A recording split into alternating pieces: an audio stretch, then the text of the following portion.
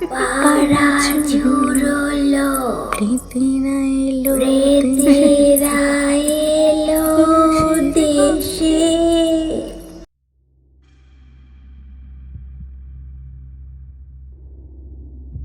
অগোছালো একঘেয়ে মনের শান্তি টনিক শব্দ কথায় আপনাদের জানাই আরও একবার স্বাগত। নমস্কার, আমি খুশি। আজকে নিয়ে চলে এসেছি আপনাদের জন্য লেখিকা খুশির কলমে একটি হাড় হিম করা গ্রাম বাংলার ভূতের গল্প, খুকি ঘুমালো পাড়া জুড়লো। সঙ্গে থাকুন, শুনতে থাকুন আজকের গল্প খুকি ঘুমালো পাড়া জুড়ালো।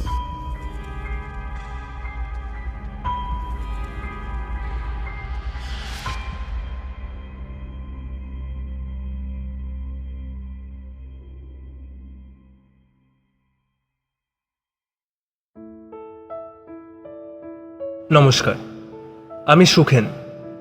ওই পেশায় এবং নেশায় একজন লেখক। গতকাল সমস্ত পূজা বার্ষিকীর লেখা শেষ করে মেল করে দিয়েছি। সমস্ত প্রকাশকদের এটাও জানিয়ে দিয়েছি যে আমি আগামী সপ্তাহ 2 কোনোই লেখালেখি করব না। খুবই ইচ্ছে করছে গ্রামের বাড়িতে যেতে। বহুদিন হয়ে গেল মায়ের সঙ্গে দেখা হয় না। কলকাতার একটি ফ্ল্যাটে একটার পর একটা প্লট ভেবে যন্ত্রের মতন লিখে চলা আর সেই সব চাহিদা বুঝে পাঠানো ছাড়া আর কিছুই তেমন সময় করে ওটা হয় না। বিয়ে করিনি, খানিকটা ঠিকই ধরেছেন। আমিও ওই প্রেমে আঘাত পাওয়ার পরপরই এই লেখালেখি শুরু করি। তখন গাদা গাদা বিরহর কবিতার গল্প লিখেছি। সে চলে গেছে ঠিকই, কিন্তু তার দেওয়া দুঃখটা না থাকলে হয়তো আজকের এই বিলাসিতাটাও করা হয়ে উঠত না কখনোই। আসলে যে এইভাবেও যে দুঃখ বিলাস করা যায়, সেটাই এই ঘটনাটা না ঘটলে হয়তো নিজেরই জানা হয়ে উঠত না কোনোদিনই। ওহ, কোথায় ছিলাম? আমার গ্রামের বাড়িতে যাবার কথায়। হ্যাঁ, তো সেখান থেকে অনেকটাই দূরে ট্রেনে চেপে 3 ঘন্টার পথ পেরিয়ে নীলকুঞ্জ স্টেশনে নেমে পায়ে হেঁটে তা প্রায় মাইল 3 পথ যেতে হতো।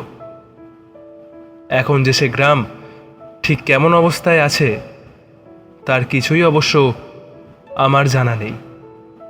প্রায় 15 বছর আগে সেই যে কলকাতায় এসেছিলাম, তারপর আর ফেরা হয়নি।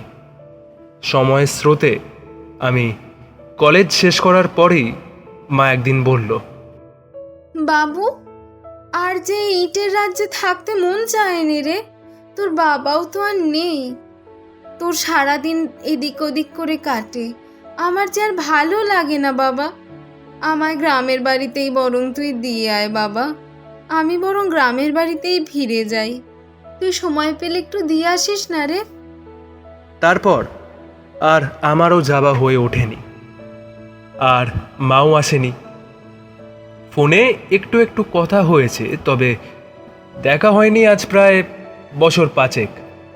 ব্যাগে করে প্রয়োজনীয় জিনিসপত্র গুছিয়ে আমার সারাদিনের লোক রানাকে সঙ্গে নিয়ে যাত্রা শুরু করলাম। ট্রেনে উঠলাম শিয়ালদা থেকে। ট্রেন যথাযথ সময় রওনা দিল। ট্রেনে পাল্লা দিয়ে উঠতে শুরু করেছে হকারদের দল। কেউ মশলা মুড়ি, কেউ বা টিপটপ লজেন্স, কেউ আবার দিলখুশ, কেউ বাদাম ছাপা নিয়ে হাজির হচ্ছে। পাশের সিটে বসে থাকা 1 বছর 3 কি 4 বয়সের ছেলেটা তার মায়ের কাছে বায়না করছে।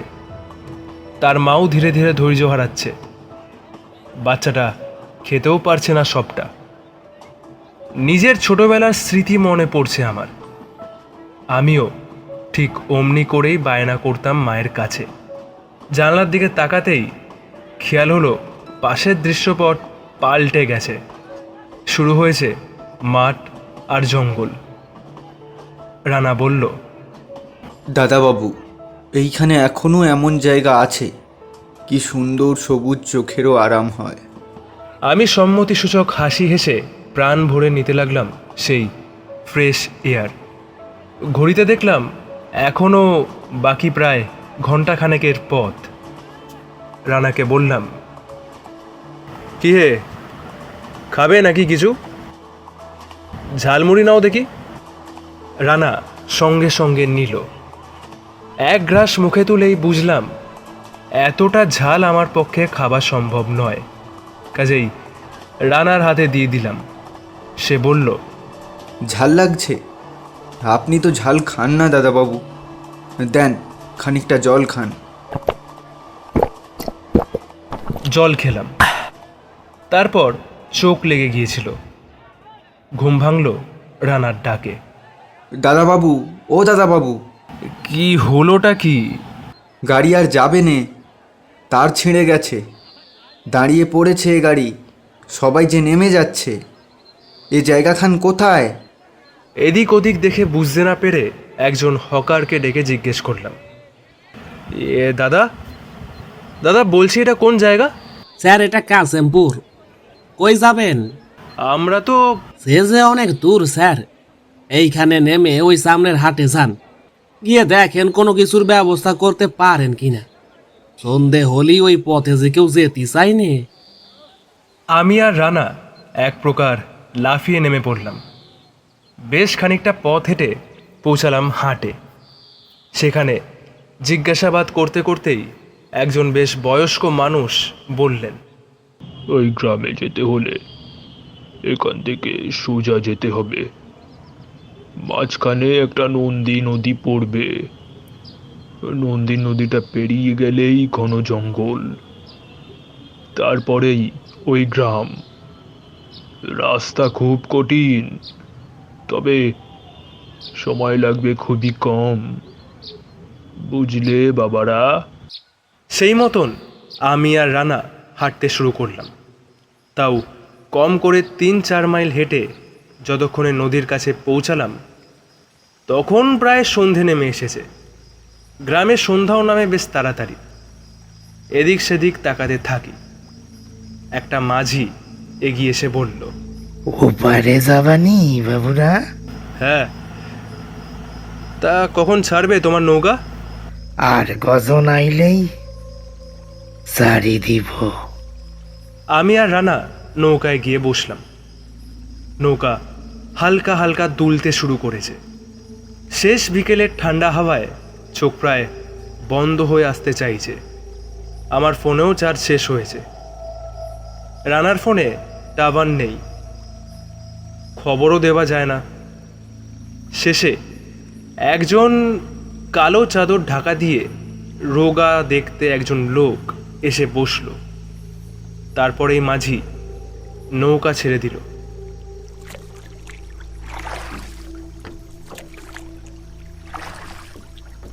নৌকার দ্বার ছপ করে শব্দ হচ্ছে। রানা আমাকে ডেকে বলল, দাদাবাবু, একটা জিনিস লক্ষ্য করেছেন? কি? এই লোকটা এসে বসলো বটে, তবে নৌকা একটু দোল খেলো না, অথচ আমরা যখন উঠলাম তখন তো নৌকা দোল খেলো। আরে দূর, উনি পাতলা চেহারার লোক, তাই দোলা খায়নি। ওইসব ছাড়ো। দেখো দেখো, নদীর মাঝে সন্ধ্যা নামা দেখো। এমন দৃশ্য কি আগে দেখেছো কখনো? কলকাতায় এমন দৃশ্য নেই। মনে মনে ভেবেছি, কেন এত মানুষ এত লিখতে পারতেন আগে। এমন গ্রামের প্রতিটা খণ্ডেই একটা একটা আলাদা আলাদা গল্প কি সুন্দর করে লুকিয়ে অপেক্ষা করে। শুধু নিজের মতন করেই তাকে খুঁজে নাও। ছোটবেলার কথা মনে পড়ে গেল। দত্তপুকুরের পাড়ে চলে যেতাম একটা খাতা আর পেন নিয়ে। ওই পুকুরের কী সব জানি বদনাম ছিল বলে কেউ একটা খুব আসতো না। নিরিবিলি নির্জনে প্লট এসে যেত, আর কলম চালিয়ে তা লিখে ফেলতাম। আমি লিখতে লিখতে ভুলেই গেছি যে সময় কখন পেরিয়ে গেছে। শেষে মায়ের কান ফাটানো চিৎকার ঘোর কাটিয়ে দিয়েছে। নিজের কথা ভেবে নিজেরই হাসি পায়। নৌকায় ছইয়ের ছাদ থেকে একটা অনেক দিনের হ্যারিকেন ঝোলানো রয়েছে। খুবই হালকা করে জ্বলছে সেই আগুন। আলো হচ্ছে খুবই সামান্য। আলো আবশ্যিক নয়, পাড়ের একটু কাছেই পৌঁছেছে নৌকা। পিছন ফিরে দেখি সেই লোকটা একরকমভাবে বসে আছে, হাত মুখ গুজে। আরও একটা জিনিস খেয়াল হলো, লোকটার কোনো ছায়া পড়ছে না আশেপাশে, কিন্তু আমার আর রানার তো পড়ছে। সেই প্রথমবারের মতো গাটা কেমন যেন শিউরে উঠল আমার। পাড়ের কাছে নৌকা এসেছে, আমরাও নামার তোড়জোড় করছি। খেয়াল হলো নৌকার লোকটা আর নৌকায় নেই। কোথা থেকে কিভাবে কখন যে সে নামলো কারোর চোখেই পড়ল না। নেমে মাঝিকে টাকা দিতে দিতে জিজ্ঞেস করলাম। সে বলল, এসব খোঁজাখুঁজি তো পুলিশের কাজ কর্তা। আমি কে বলেন? ওনাকে নিয়ে না ভেবে আপনারা কি কইরা ওই বন ফেরিয়ে যাবেন, এইটার কথা ভেবে দেখেন। আমি চলি, সোজা হেঁটে যাবেন।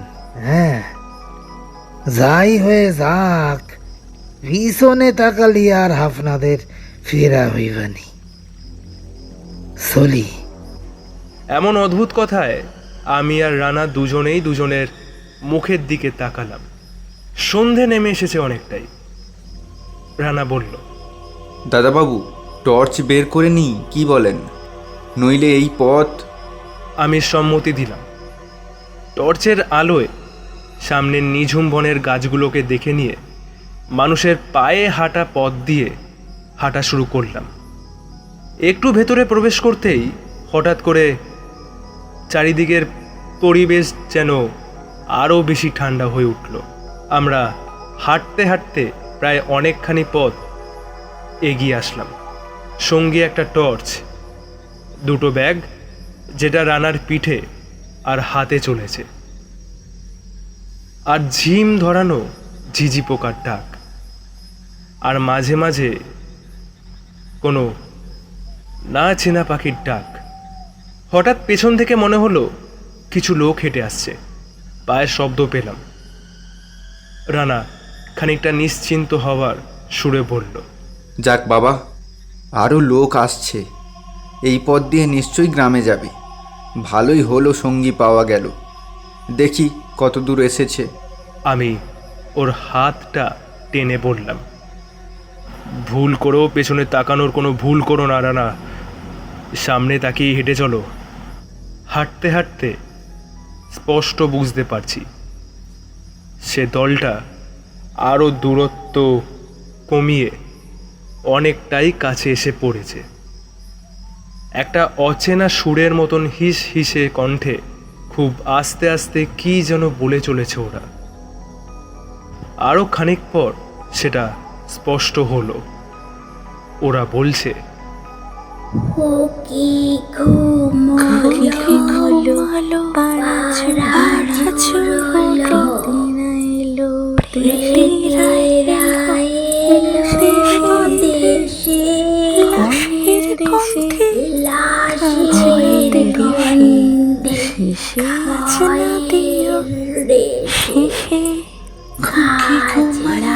পাড়া ঝুরলো। আমাদের দুজনেরই শরীরের মধ্যে একটা শীতল শিহরণ খেলে গেল। আমরা হাত ধরে ছুটতে শুরু করলাম, আরো আরো জোরে। কিন্তু তাও মনে হতে লাগলো সমস্ত গাছ থেকে সমস্ত পাতা ডাল সবাই যেন এক সুরে বলে চলেছে ওই ছড়াটা। ওভাবে ছুটতে ছুটতে হঠাৎ কিছুতে ধাক্কা খেয়ে দুজনেই পড়লাম। পায়ে কেটে যাবাকে তোয়াক্কা না করে আমি আর রানা আবার ছুটতে লাগলাম।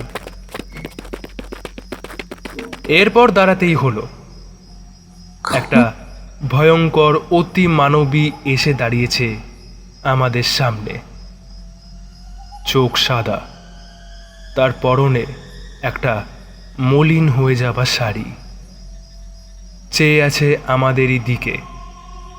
খানিকক্ষণ পর আমাদের চোখে পড়ল ওই মহিলার হাতে ধরা একটা বছর খানেকের মেয়ে, যার গলার কাছ থেকে কাঁচা রক্ত ছড়িয়ে পড়ছে। ওই মহিলার হাতে সে একভাবে বলে চলেছে,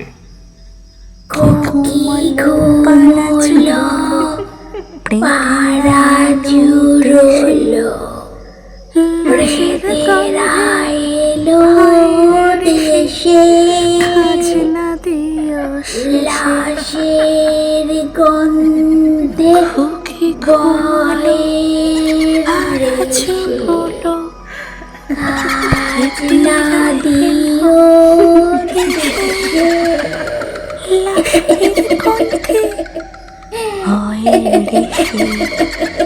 খাজনা দিও। রানা জপ করতে শুরু করেছে মহামৃত্যুঞ্জয় মন্ত্র। আমি প্রাণপণে স্মরণ করছি ইষ্ট দেবতাকে।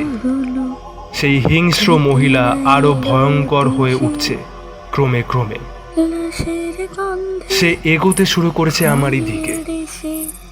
আমি স্পষ্ট বুঝতে পারছি আজ হয়তো আমার শেষ রাত, আর মাত্র মিনিট খানেক। ঠিক তখনই পিছন থেকে ঘাড়ের কাছে একটা জোরে টান। চোখ বন্ধ করে ফেলেছি ততক্ষণে। চোখ খুলতেই দেখি আমি আর রানা চলেছি একটা বড় কালো মিলিটারি ঘোড়ার পিঠে। সেটা নিয়ন্ত্রণ করছেন একজন মানুষ। আমার কাঠ হয়ে শুকিয়ে যাওয়া গলাতেই তাকে প্রশ্ন করি, আপনি? আমি হলাম রুদ্রপ্রতাপ। ভয় নেই, ওই রাক্ষসী আপনাদের কোনো ক্ষতি করতে পারবে না, নিশ্চিন্তে চলুন। আমি আর রানা চুপচাপ বসে রইলাম। তারপরেই হঠাৎ মনে হলো এই ঘোড়াটা যেন মাটিতে পা দিয়ে ছুটছে না, সে শূন্যে পা ফেলে এগোচ্ছে। আমি রানার দিকে তাকাতে বুঝলাম সেও একই ঘটনা লক্ষ্য করে শিহরিত হয়েছে।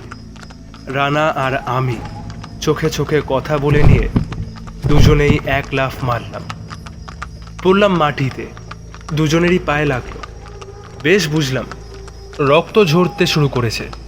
তাও ওই মানুষের হাঁটা পথে গিয়ে পড়লাম আবার। রুদ্ধশ্বাসে দৌড়তে দৌড়তে সেই বন শেষ করলাম। দেখা যাচ্ছে অনেক মাটির বাড়ি, একচালা, কিন্তু তখন গ্রামের সবাই গভীর নিদ্রাতে মগ্ন। ঘড়ি কোথায় পড়েছে জানি না। আমরা গ্রামের দিকে এগিয়ে যেতে যেতে কি মনে করে পেছনে তাকালাম। দেখলাম একটা ঘোড়া অদৃশ্য হয়ে গেল চোখের সামনে। আমি আর রানা প্রাণ হাতে নিয়ে যখন বাড়িতে পৌঁছালাম তখন প্রায় 3টে বাজতে চলল। মা এত রাতে আমাদের ওই অবস্থায় দেখে বলল, এই দশা কি করে হলো তোদের? হায় হায় হায়। আয় রেখা, যা তো মা, ওদের নিয়ে একটু কল ঘরে যা, দেখ তো কি লাগবে না লাগবে। পরিষ্কার হয়ে ঘরে আসতেই দেখি মা 5 রকমের পদ সহকারে থালা সাজিয়ে বসে আছেন। আর না করতে পারলাম না। উদর পূর্তি করতে গিয়েই বুঝলাম এতক্ষণ এসব কিছুর জন্যে খিদে না পেলেও এখন ভীষণ শান্তি হচ্ছে। খাবার পর্ব শেষ করে রানা আর আমি ঘরে ঘুমোতে গেলাম। ঘুম জড়ানো চোখে দেখলাম সরলা দিদা আমাদের ডাকছে। আমি উঠে তাড়াতাড়ি প্রণাম করলাম। আমার দেখা দেখি রানাও করল। বেঁচে থাকো বাবা, বেঁচে থাকো। হে নাও, তোমাদের জন্যে একটু তালের বড়া এনেছি। জানো খোকা, তোমার বই আমি সব পড়ি, কি যে গর্ব হয়। তুমি আমাদের গ্রামের গর্ব।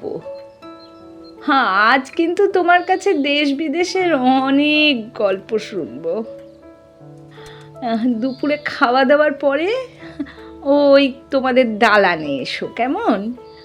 আমি ওখানেই তোমাদের জন্য অপেক্ষায় থাকবো।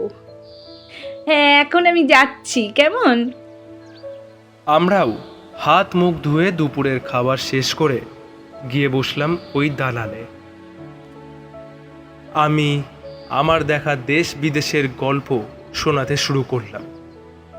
তা প্রায় চলল অনেকক্ষণ। তারপর রানা অনুরোধ করল। পান চিবোতে চিবোতে দিদা বলল, আচ্ছা বেশ, আর তবে তোমাদের এই গ্রামেরই এক সত্যি ঘটনা শোনাই শোনো। এ ঘটনা তোমার দাদুর কাছেই শোনা। বহুদিন আগে এই গ্রামে এক জমিদার ছিলেন, দুর্বোধ্য প্রতাপ। বড় ভালো মানুষ ছিলেন, লোকজন ওনাকে খুব মান্য করত। কমলাকে কিছুতেই আটকে রাখা গেল না।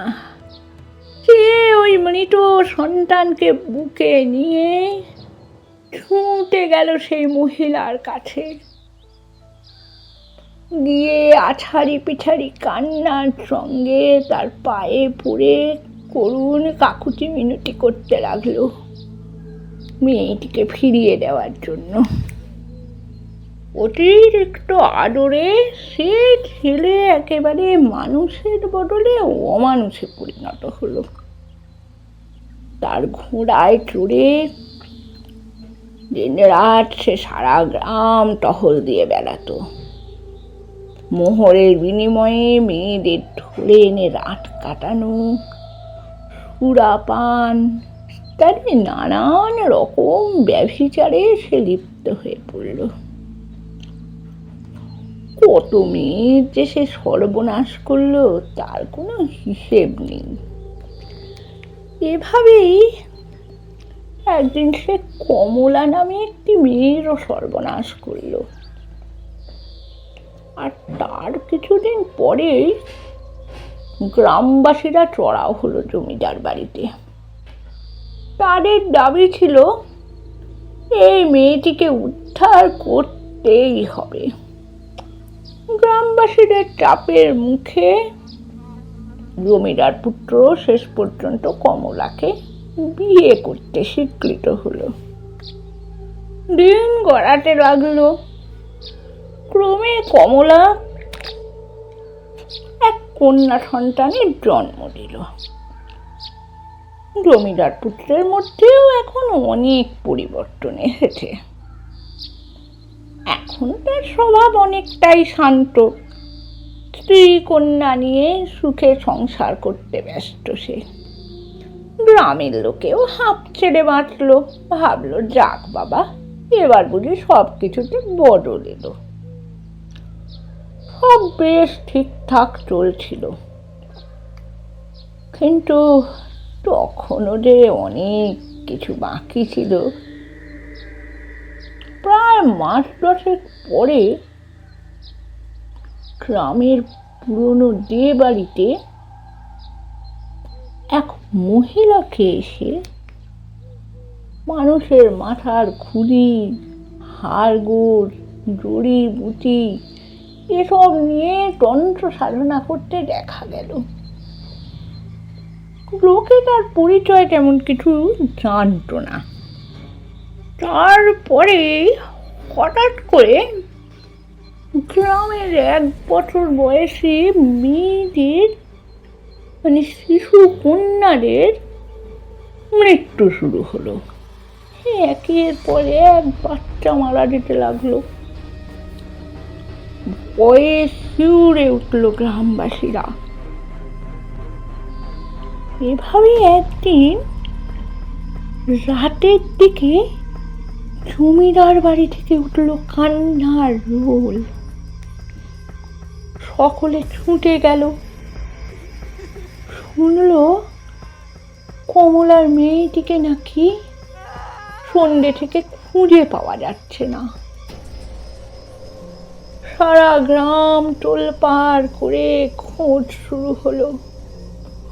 বহু খুঁজতে খুঁজতে গ্রামের প্রান্তে জঙ্গলের শেষে নদীর ধারে বাচ্চাটির ঘাড় মটকানো রক্ত মাখা মৃতদেহ খুঁজে পাওয়া গেল।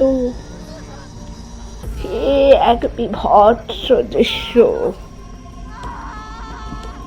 ওই মেয়ে ফিরে আসলেও তোদের কারোর কথা ও কখনোই শুনবে না। ও কিন্তু মানুষ হিসাবে থাকলেও আসলে একটা শয়তান তৈরি হবে। বল বল, তুই তাও ফিরে পেতে চাস তোর ওই মেয়েকে?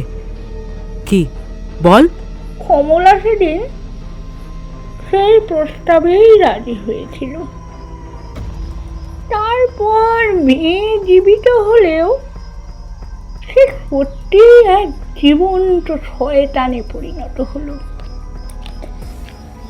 তার অত্যাচারে সবাই জর্জরিত ছিল। একদিন সে মেয়ে তার মাকেই টানতে টানতে নিয়ে গেল সেই বনের মধ্যে। বাবার বারণেও সে কর্ণপাতও করল না। তার শক্তির কাছে, তার জেদের কাছে সবাই হার মানত। এভাবে কিছুক্ষণ বনের কাছে টেনে নিয়ে যাওয়ার পরে তারা বনের মধ্যে অদৃশ্য হয়ে গেল। নিরুপায় হয়ে জমিদার পুত্র তার কালো ঘোড়া নিয়ে বনের ভিতর খুঁজতে গেল মা মেয়েকে। সমস্ত রাত পেরিয়ে গেল, দিনের পর দিন, তারা কেউ আর ফিরে এলো না। শোনা যায় এখনো নাকি রাত্রিবেলা ওই বনের পাশ দিয়ে যারা যায় তারা একটা ছড়া শুনতে পায়। কোকি ঘুমোলো, পাড়া জুড়োলো, প্রেমেরা এলো দেশে, উল্লাসের গন্ধে বয়ে ভেসে, খাজনা দিলো দেশে, লাশের গন্ধে ভয়ের রেশে, কুলক্রমে বনের ভিতরে কেউ যদি একবার ঢুকে পড়তো তবে সে আর ফিরত না। এমনি করে একদিন তার নাতির দুষ্টুমির কারণে তার পিছনে ছুটতে ছুটতে তোমাদের দাদু একদিন ওই বনের ভিতরে ঢুকে পড়লেন। আমরা সবাই ভীষণ ভয় পেয়ে গেলুম। সমস্ত দিন পেরিয়ে গেল, তারা ফিরল না। দিন পেরিয়ে রাত নামলো, তবু তাদের দেখা নেই। আমরা সকলে সেই বনের সামনে গিয়ে অপেক্ষা করতে লাগলুম। রাত পেরিয়ে ভোর হতে চলল। আমার বৌমা প্রচন্ড কান্নাকাটি শুরু করে দিলে। আমিও কাঁদতে লাগলুম। গ্রামের সবাই তারা আর ফিরবে না মনে করে আমাদের জোর জবরদস্তি বাড়ি ফিরিয়ে নিয়ে যেতে চাইল। এক মনে শুধু ঠাকুরের নাম জপ করে চলেছি। এভাবে ইষ্ট নাম জপতে জপতে হঠাৎ শুনি এক ঘোড়ার খুঁড়ের আওয়াজ, আর সহসা তোমার দাদুর গলায় ডাক। ও গিন্নি, আমরা ঠিক আছি, আমরা ঠিক আছি। কর্তার আওয়াজ শুনে আমার ধরে প্রাণ এলো। তোমার দাদু বললেন, এক রাক্ষসী তার বছরখানেকের বাচ্চাটাকে কোলে নিয়ে সামনে এসে দাঁড়ায়। কি বীভৎস তার মুখ, চোখ সাদা, হাতের বাচ্চাটার গা থেকে রক্ত গড়িয়ে পড়ছে সারা শরীরে। আর সেই বাচ্চাটা তার মায়ের সাথে এক টানে বলে চলেছে একটা ছড়া। কোকি ঘুমোলো, পাড়া জুড়োলো, প্রেমেরা এলো দেশে, লাশের গরিবের ভয়ের দেশে খুকি ঘুমালো পাড়া চুরলো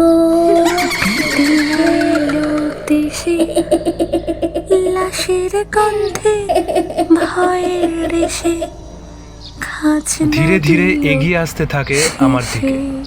তারপর একটা টান অনুভব করি। পরক্ষণেই বুঝি আমরা ঘোড়ার উপরে বসে আছি।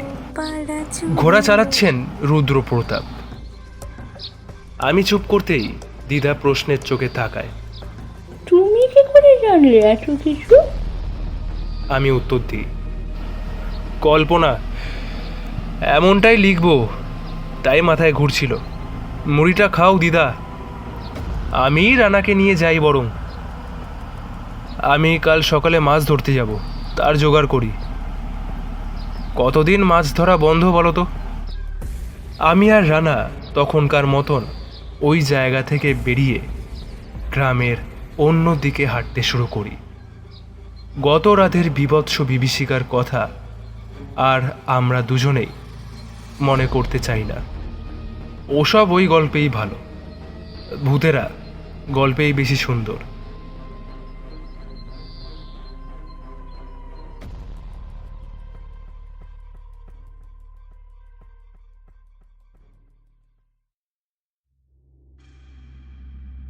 এতক্ষণ আপনারা শুনছিলেন খুশির কলমে খুকি ঘুমলো পাড়া চুরলো, একটি গ্রাম বাংলার গা ছমছমে ভূতের গল্প। আজকের গল্পের সূত্রধর ছিলাম আমি খুশি। মায়ের ভূমিকায় মৃত্তিকা, রানার ভূমিকায় সূর্য, কথকের ভূমিকায় অভয়, হকারের ভূমিকায় অর্ণব, বয়স্ক ভদ্রলোক অভয়, মাঝির ভূমিকায় সৌরভ, রুদ্রপ্রতাপ কৌশিক, দিদা পারমিতা, মহিলাতান্ত্রিক খুশি, দাদু নিবেদন, বাচ্চা মেয়ের কণ্ঠ প্রত্যুষা, প্রেতিনী প্রান্তিকা।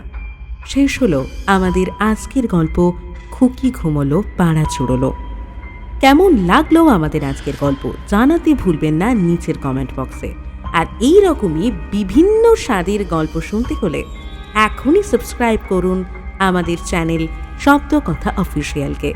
পাশে রাখা বেল আইকন প্রেস করে দিন যাতে আমাদের চ্যানেলে আসা গল্পের আপডেট সবার আগে আপনার কাছে পৌঁছে যায়। শুনতে থাকুন, ভালো থাকুন। দেখা হচ্ছে আগামী সপ্তাহে ঠিক একই সময় অনলি অন শব্দ কথা অফিসিয়াল। নমস্কার, ধন্যবাদ।